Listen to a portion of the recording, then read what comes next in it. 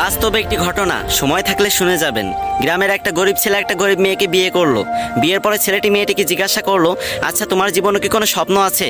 তখন মেয়েটি বলল, হ্যাঁ আমার জীবনে অনেক স্বপ্ন, আমি একদিন অনেক বড় ডক্টর হব, কিন্তু আমি যে গরিব।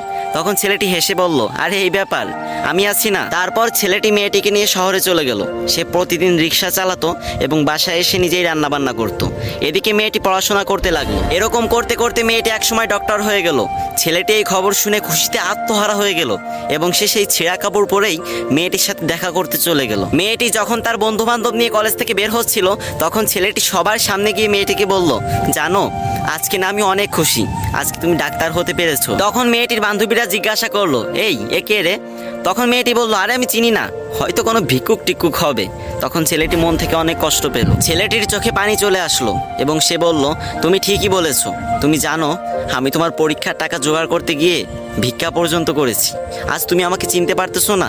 আমি তোমার স্বামী। এই কথা বলার সাথে সাথে মেয়েটি ছেলেটিকে একটা থাপ্পড় মেরে দিল এবং বলল, তোর সাহস তো কম না, তুই তখন থেকে যা ইচ্ছা তাই বলে যাচ্ছিস, আর আমি একটা ডাক্তার, তোর মতো ফকির আমার স্বামী হতে যাবে কেন?